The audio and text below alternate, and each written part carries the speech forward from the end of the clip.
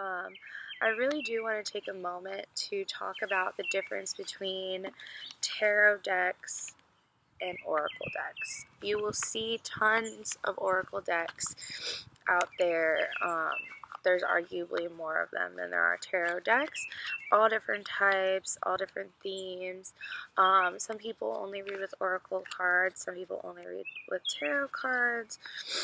Some do a mixture of both. And when I was first learning about tarot, I was very suspicious of oracle decks. I was like, such a purist. I think I'm like, that's just how I am at heart. Like, I'm kind of a stickler when it comes to like grammar, and when I read a novel, I am like, I love like correct English, and I hate when things are written informally. I've always been a big reader, a big writer, and I am like a stickler for that kind of stuff. And when I was learning tarot, that part of me like really came out in tarot, and I was like, tarot, like the traditional, like this is the right deck. And I felt like there's just like, I felt like tarot is like the end all be all, like the 78 cards, the major arcana, the minor arcana, it's just all encompassing. And I just really felt like to get a thorough, in-depth reading, like what people, want when they go to a psychic, is, tarot is that tool. It is like the rawest form of that card reading tool.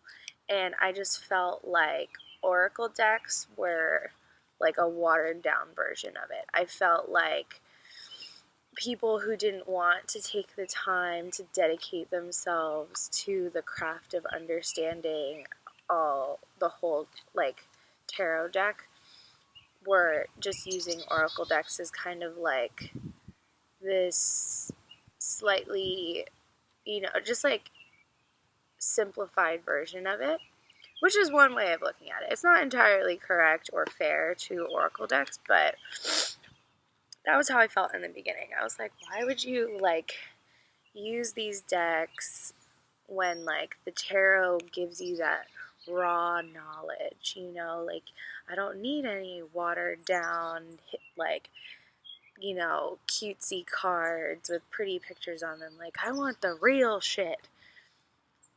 And it was really funny to me because it was like something that I was looking for on YouTube, like the difference between like tarot and oracle decks, and like opinions on what people liked more. And I didn't find anything. And I was like, how does no one feel as passionately about this as I do? Like, tarot is the best. Oracle decks are not. And they're for people who can't handle tarot, which is not true. But I just, like, the lack of debate was, like, upsetting to me. I was like, come on, people. Like, don't you feel as passionately about tarot or oracle decks? Like, you really just love all of them? So, I'm going to start that conversation. What do you prefer? Is there anyone out there that feels like me, who feels like oracle cards don't give them as much as tarot does, or vice versa? So I had this like belief until my sister gave me the Chakra Wisdom Oracle cards. And like she gave them to me like because she's not really into tarot, so it was like really nice of her to kind of give me something for Christmas that she knew I would really love and appreciate, because like tarot as a hobby for me is like a little foreign to my family. They're like, what is this? Why do you have blue hair? What's going on? Crystals? Anyways. So my sister was super sweet and gave this to me, and I was kind of like I love like energy healing, and the whole chakra system is like something I feel super connected to, and a really big believer in the power of the chakras. I could talk about them all day. So this was like the perfect oracle deck to kind of warm me up to the idea of oracle decks. So I got it, and I was like reading the book, and I think my biggest issue with Oracle decks when I started my journey is that with tarot, it's like a puzzle. You know, you have each card representing an idea or a person or an archetype, and it's up to you to get the advice or knowledge or wisdom that Spirit is giving you for yourself.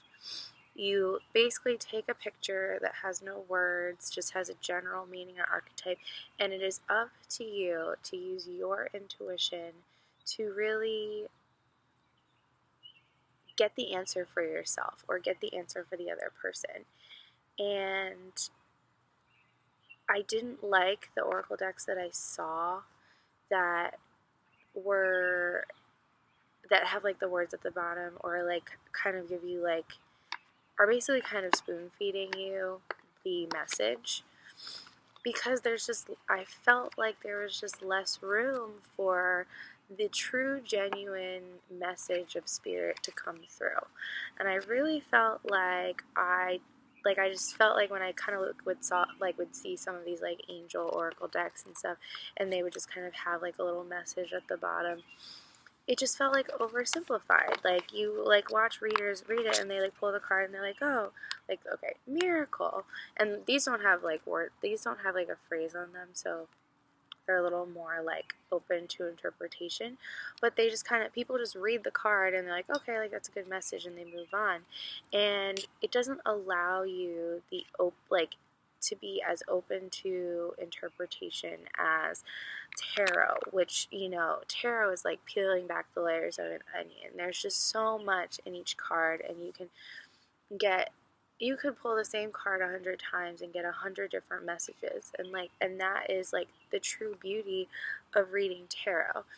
And that's why I feel like if you are just beginning tarot reading for yourself, start with the original decks, start with the Rider-Waite, and learn, you know, just how much is like hidden beneath the surface, because it's really endless. And if you start with an oracle deck, I feel like you can fall into this trap of that kind of like surface level spirituality, where you're just kind of like, I'm going to find peace and let go.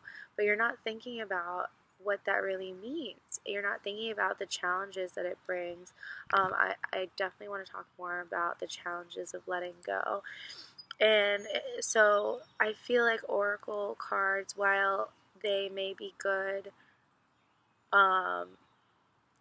as an addition to a tarot reading, which I love when people like do a full reading and add kind of the messages of oracle on top of it. But I still kind of struggle to like appreciate some of the oracle decks that maybe like are a little cheesy, and they have like these like everything is just, you know, like these pretty, like these pictures of like painted angels, and it's just not me. Like, I need some nitty gritty. I need some depth of emotion. I can't see everything like glazed over, because, you know, like it just doesn't feel real to me. I don't feel a connection to it, and I'm like a very aesthetic person. I like have a very particular taste and style, and with my home and with my decorations and with my clothes and blah blah blah.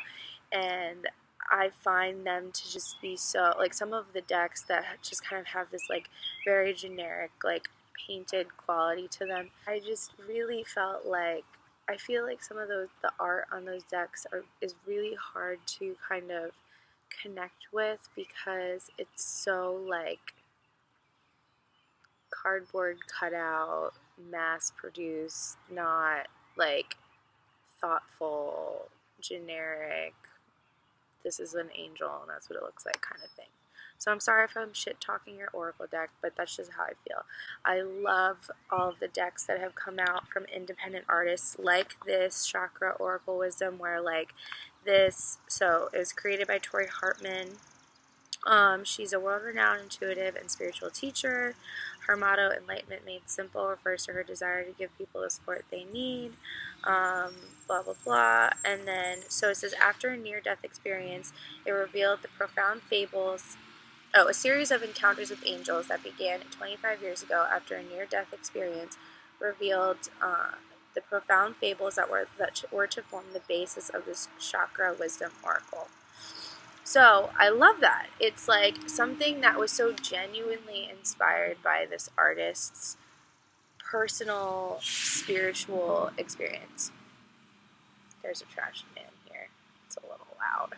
I love that this deck is like from a true spiritual experience. Doreen Virtue has a lot of decks too, and like although I don't really love the artwork that she chooses, you know, she just has like this great like spirituality and like great, like everything is just brought to her like through spirit, and so I can like appreciate her decks as well.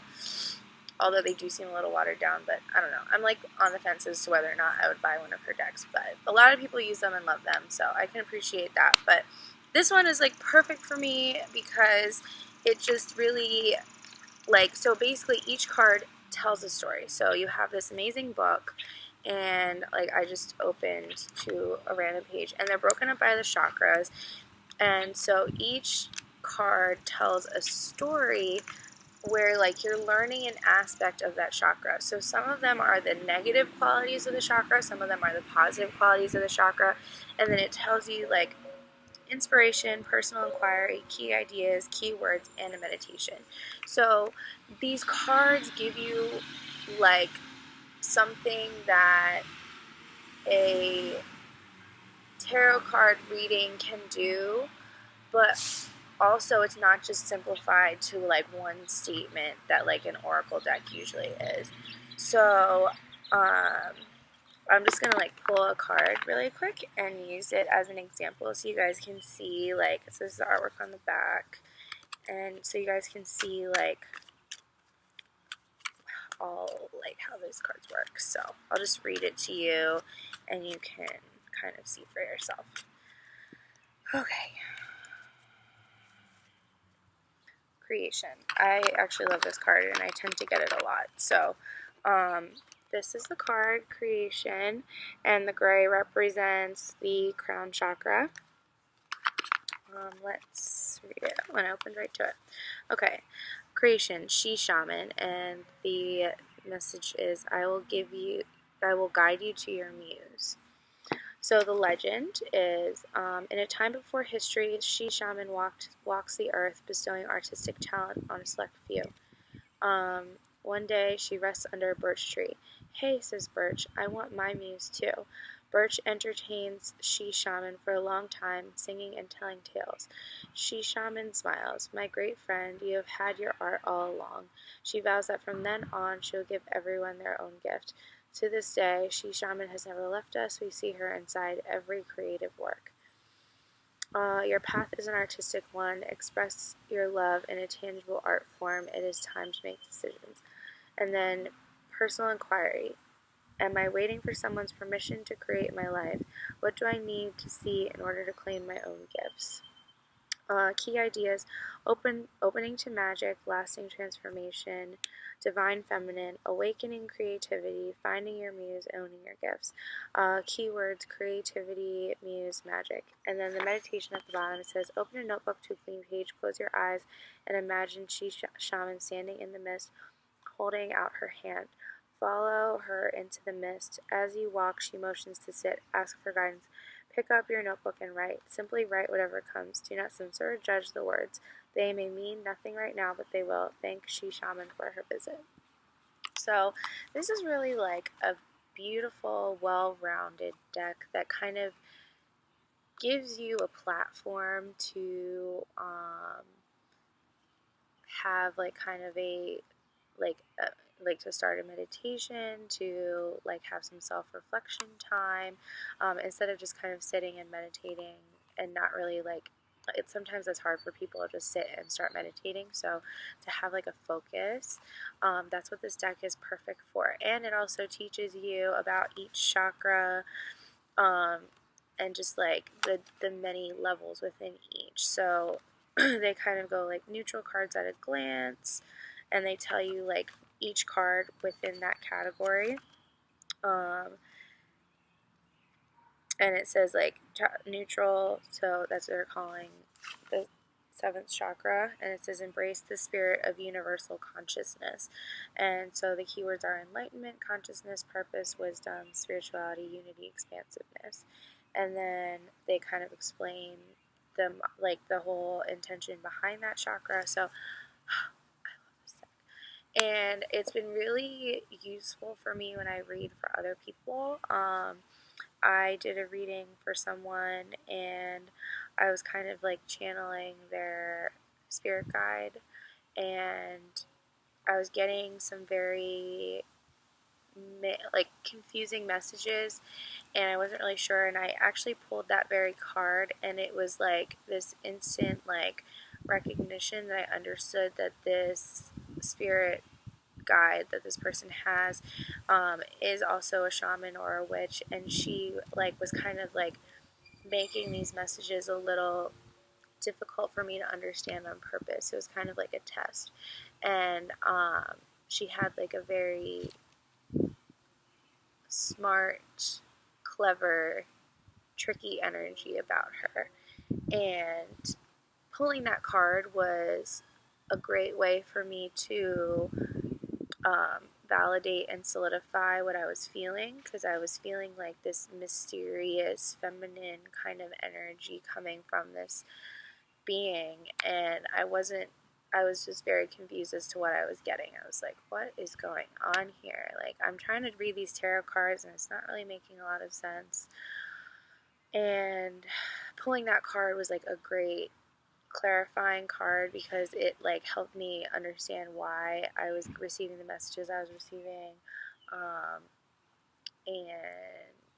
it just was kind of like, it made the reading even better. It added a layer of meaning to the reading. So that's how I think that oracle cards are best used. I haven't really tried doing like a full spread with just oracle cards. They give you a couple in this book. I'm not like familiar enough with the cards to really feel comfortable to do a full spread like that, but that's something I'm going to practice when I have more time. So maybe you guys will see a reading where I do like that.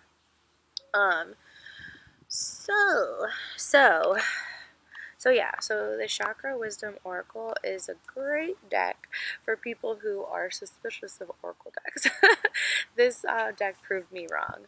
So I am open to oracle decks, but I just feel like they need to be like so amazingly beautifully thought out and inspired, and just really have like more than just surface level meaning to them. I don't want a card that just has like one little phrase on it, because to me, like, I receive so much like clairvoyantly, clairaudiently. Like, I usually get a fucking message in my head when I look at a card anyways, like I like whatever, like there's been times where I will literally just get a phrase or a word, and when I'm reading. So I don't, it kind of like the need for a card to do that for me is kind of like becomes obsolete. I'm receiving that information psychically already, so I think a good oracle deck will give you so much more than that.